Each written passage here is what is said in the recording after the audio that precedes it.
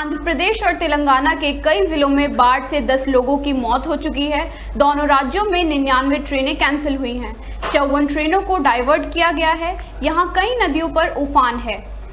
NDRF की 26 टीमें तैनात की गई हैं। आंध्र प्रदेश के मुख्यमंत्री चंद्रबाबू नायडू ने कहा, 1998 के बाद ऐसी बाढ़ आई है। 17,000 लोगों को सुरक्षित जगहों पर पहुंचाया गया है। मणिपुर की ताज़ा खबर में सबसे चौंकाने वाला ट्रेंड सामने आया है। कोत्रक गांव के पंचायत अध्यक्ष के अनुसार सशस्त्र आतंकवादियों ने रविवार दोपहर करीब 2 बजे गोलीबारी शुरू की। कुकी उग्रवादियों ने गांव पर ड्रोन से बरसाए बम, जिसमें कई घर भी क्षतिग्रस्त हो गए। हालांकि राहत की बात यह है कि इस घटना में किसी के हाथाहाथ होने की खबर नहीं है। पीएम नरेंद्र मोदी अगले हफ्ते ब्रूनेई और सिंगापुर का दौरा करने वाले हैं। मोदी पहले ब्रूनेई और फिर इसके बाद 4 और 5 सितंबर को सिंगापुर में रहेंगे। नरेंद्र मोदी के इस अहम दौरे से ठीक पहले सिंगापुर के बहुत वरिष्ठ राजनयिक की ओर से ये बयान दिया गया है, ब्रिटेन अब ग्रेट नहीं, भारत को सौंप दे यूएनएससी की अपनी सीट। भारत के विदेश मंत्री डॉक्टर एस जयशंकर ने हाल ही में पाकिस्तान को लेकर कहा था कि निरंतर बातचीत का समय अब खत्म हो चुका है। इसके अलावा उन्होंने कहा था कि अब फिर कभी अनुच्छेद 370 कश्मीर में लागू नहीं होगा। वहीं इस बयान को लेकर पाकिस्तान भड़क गया है। डॉक्टर जयशंकर के बयान पर पाकिस्तान के विदेश कार्यालय की प्रवक्ता मुमताज जहरा बलूच ने कहा कि कश्मीर विवाद अंतर्राष्ट्रीय स्तर पर मान्यता प्राप्त है और इसे संयुक्त राष्ट्र सुरक्षा परिषद यूएनएससी के प्रस्तावों और कश्मीर लोगों की इच्छाओं के अनुसार हल करना चाहिए। प्रदेश की अंतरिम सरकार में विदेश मंत्री तौहीद हुसैन का कहना है कि उनके देश की अदालत आदेश जारी करे तो वो पूर्व पीएम शेख हसीना को भारत से वापस लाने की कोशिश करेंगे। हालांकि ये बात भारत पर निर्भर है कि उन्हें वापस करता है या नहीं। बांग्लादेश में शेख हसीना पर 100 से ज्यादा मुकदमे दर्ज कराए हैं। बाबा कीनाराम के 425वीं जयंती के समारोह में उत्तर प्रदेश के सीएम योगी आदित्यनाथ ने कहा कि संत और योगी सत्ता के गुलाम नहीं हैं। वो हमेशा राष्ट्र की सुरक्षा और समाज के उत्थान के लिए काम करते हैं। इतना कहते ही समारोह स्थल तालियों से गूंज उठा। यूपी के बहराइच में भेड़िए के हमले से अब एक और बच्ची की जान चली गई। रविवार देर रात सो रही बच्ची को भेड़िया जंगल में घसीट कर ले गया, जहां हमले में उसकी जान चली गई। ड्रोन से निगरानी के बावजूद कोई कामयाबी हासिल नहीं हुई है। भेड़िए का आतंक अभी तक खत्म नहीं हुआ है। आप विधायक अमातुल्ला खान के बाटला हाउस स्थित घर पर ईडी वक्फ बोर्ड से संबंधित भ्रष्टाचार के मामले में छापेमारी की। ईडी द्वारा सोमवार सुबह अमातुल्ला खान के घर पर छापेमारी की जा रही है। इसको लेकर अमातुल्ला ने एक वीडियो भी शेयर किया है।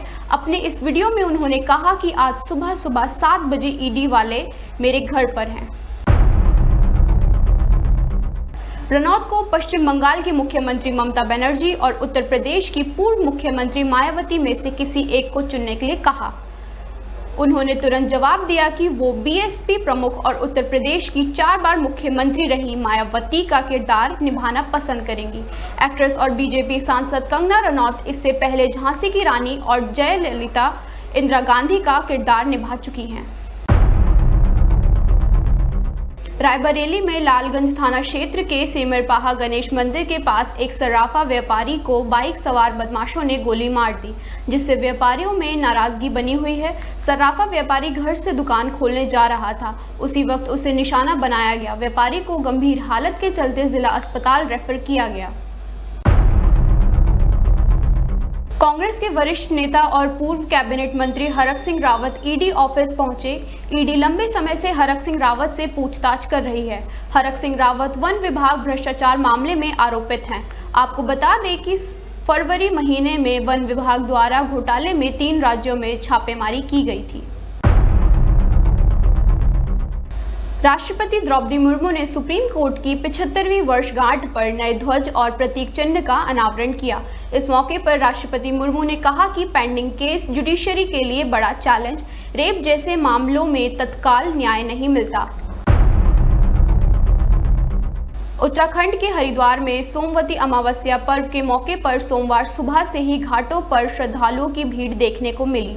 दिल्ली, पंजाब, हरियाणा समेत अन्य राज्यों से हरिद्वार पहुंचे श्रद्धालुओं ने भी आस्था की डुबकी लगाई। देवभूमि हरिद्वार में इस मौके पर मेले का भी आयोजन किया गया है। बिजनौर के थाना नूरपुर इलाके में एक डंपर हाईटेंशन तार की चपेट में आ गया, जिसमें 2 युवकों की मौत हो गई। डंपर से जब रेत उतारी जा रही थी, उसी समय यह हादसा हुआ। युवकों की मौत से इलाके में मचा हड़कंप। संबल के डीएम राजेंद्र पेंसिया की एक वीडियो जमकर वायरल हो रही है। इस वायरल वीडियो में डीएम पेंसिया महिलाओं के बीच जमीन पर बैठकर गीत संगीत का आनंद उठा रहे हैं। दरअसल डीएम एक वृद्धा आश्रम में पहुंचे हुए थे, जहां उन्होंने बुजुर्गों का हालचाल जाना और उनकी शिकायतें भी सुनी। कन्नौज में कुछ दिन पहले नाबालिग के साथ हुए दुष्कर्म मामले में एक बड़ी खबर सामने आई है। दुष्कर्म मामले में नवाब सिंह की हुई डीएनए जांच में सैंपल मैच हो गए, जिससे ब्लॉक प्रमुख नवाब सिंह की मुश्किलें बढ़ गई हैं। कन्नौज जिला जेल में बंद है आरोपी पूर्व ब्लॉक प्रमुख नवाब सिंह।